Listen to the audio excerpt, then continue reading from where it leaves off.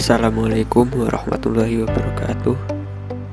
Saya Muhammad Saifuddin Zuhri dari Prodi Pendidikan Teknologi Informasi semester 5A.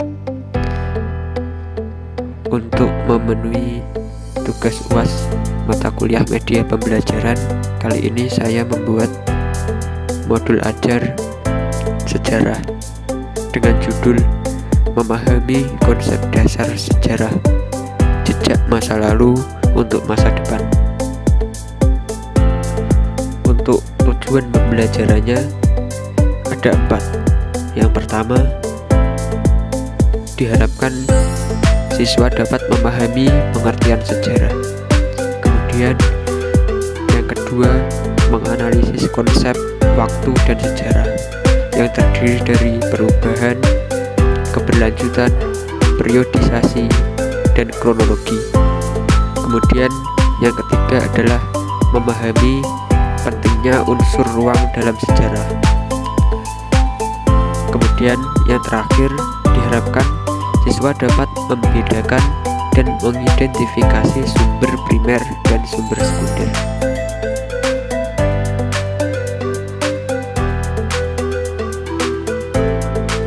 Masuk ke pembahasan. Jadi apa itu sejarah? Sejarah itu berasal dari bahasa Arab, yaitu sajarotun, yang berarti pohon. Untuk metafora pohon ini menggambarkan sejarah sebagai suatu pertumbuhan atau perkembangan dari akar atau masa lalu hingga cabang dan ranting yang diibaratkan masa kini dan masa depan. Jadi secara umum, sejarah adalah studi tentang masa lalu manusia yang mencakup peristiwa, tokoh, gagasan, dan perkembangan yang telah terjadi.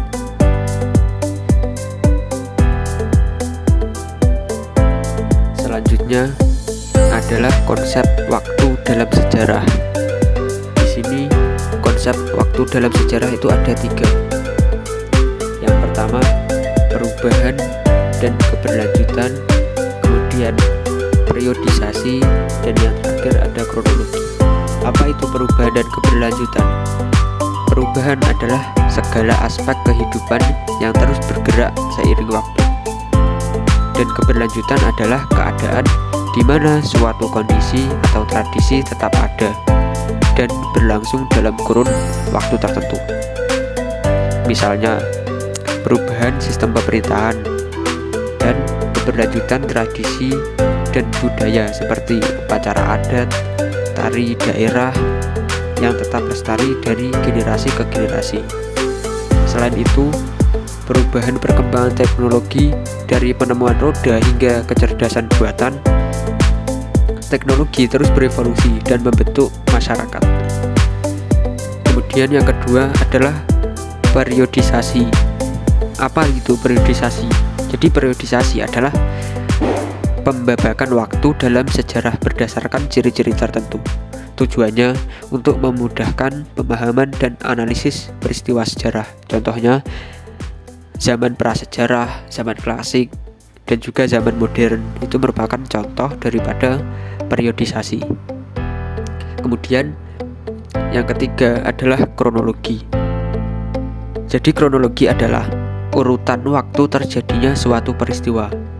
Kronologi penting untuk memahami hubungan sebab akibat antara peristiwa. Contohnya pada masa perjuangan kemerdekaan yang dimulai pada tahun 1928 yang sering kita kenal sebagai Sumpah Pemuda. Kemudian pada tahun 1945 Insinyur Soekarno memproklamasikan kemerdekaan Indonesia. Dan juga perang kemerdekaan pada tahun 1945 sampai 1949 di mana Indonesia berjuang mempertahankan kemerdekaan daripada Belanda.